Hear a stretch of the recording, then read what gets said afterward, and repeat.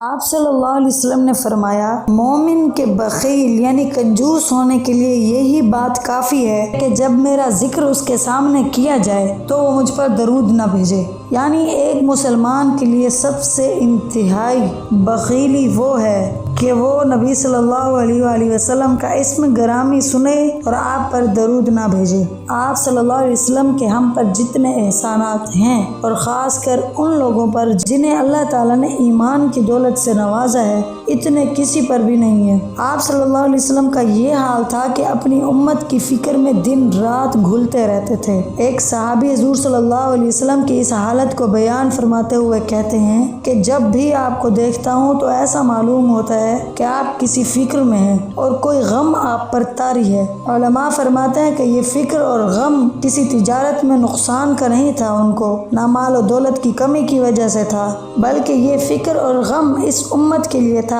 کہ میری امت کسی طرح جہنم سے بچ جائے اور جنت میں جائے۔ آپ صلی اللہ علیہ وسلم کی ہم سے محبت کا انداز دیکھیں۔ ایک حدیث میں ہے کہ حضور صلی اللہ علیہ وسلم فرماتے ہیں، میری مثال اور تمہاری مثال ایسی ہے جیسے ایک شخص نے آگ روشن کی، اب پروانے آ کر اس آگ میں گرنے لگے اور یہ شخص یعنی آپ صلی اللہ علیہ وسلم ان پروانوں کو آگ سے دور ہٹانے لگا تاکہ وہ آگ میں جل کر ختم نہ ہو جائیں۔ اسی طرح میں تمہاری کمر پکڑ پکڑ کر تم کو آگ سے روک رہا ہوں اور تم میرے ہاتھ سے نکلے جا رہے ہو اور اس آگ میں گرے جا رہے ہو۔ آپ صلی اللہ علیہ وسلم کی ساری زندگی اسی فکر میں گزر گئی کہ میری امت جہنم کے عذاب سے بچ جائے۔ ایسے احسان کرنے والے نبی جب ان کا نام آئے اور ہم درود نہ بھیجیں تو یہ ہماری کنجوسی کی بڑی علامت ہے۔ اور سب سے دلچسپ بات یہ ہے کہ درود شریف پڑھنا ایک ایسی عبادت اور ایسا عمل ہے جس میں ہمارے ساتھ اللہ تعالیٰ اور اس کے فرشتے بھی شریک ہیں۔ اسی لیے اللہ تعالیٰ قرآن مجید میں درود بھیجنے کے بارے میں عجیب انداز سے بیان فرماتے ہیں کہ بے شک اللہ اور اس کے فرشتے نبی صلی اللہ علیہ وسلم پر درود بھیجتے ہیں۔ اے ایمان والو، تم بھی حضور صلی اللہ علیہ وسلم پر درود و سلام بھیجو۔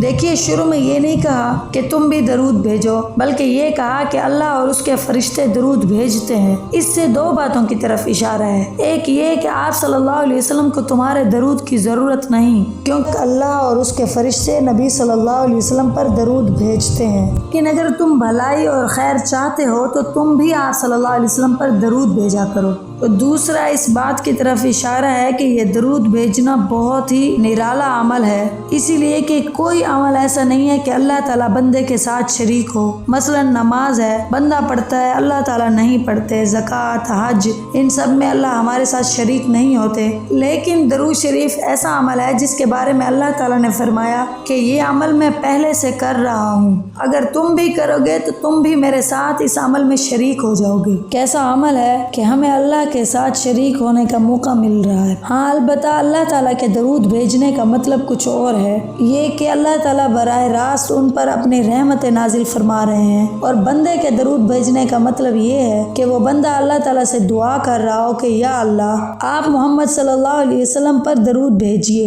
حدیث میں آتا ہے کہ جب یہ آیت نازل ہوئی جس میں اللہ تعالیٰ نے درود و سلام بھیجنے کا حکم دیا تو صحابہ اکرام نے حضور صلی اللہ علیہ وسلم سے سوال کیا کہ یا رسول اللہ، اس آیت میں اللہ تعالیٰ نے ہمیں دو حکم دیے ہیں کہ میرے نبی پر درود بھیجو اور سلام بھیجو۔ سلام بھیجنے کا طریقہ تو ہمیں معلوم ہے کہ جب ہم آپ کی خدمت میں حاضر ہوں تو السلام علیکم ورحمۃ اللہ وبرکاتہ کہیں، اور اسی طرح تشہد یعنی نماز کے اندر بھی سلام کا طریقہ آپ نے بتا دیا، السلام علیک ایھا النبی ورحمۃ اللہ وبرکاتہ۔ لیکن ہم آپ پر درود شریف کیسے بھیجیں، اس کا طریقہ کیا ہے؟ اس پر آپ صلی اللہ علیہ وسلم نے جواب دیا کہ مجھ پر درود بھیجنے کا طریقہ یہ ہے کہ یوں کہو، اللہم صلی علی محمد وعلی آل محمد کما صلیت علی ابراہیم وعلی آل ابراہیم انک حمید مجید۔ اس کے معنی یہ ہیں کہ اے اللہ، آپ صلی اللہ علیہ وسلم پر درود بھیجیے۔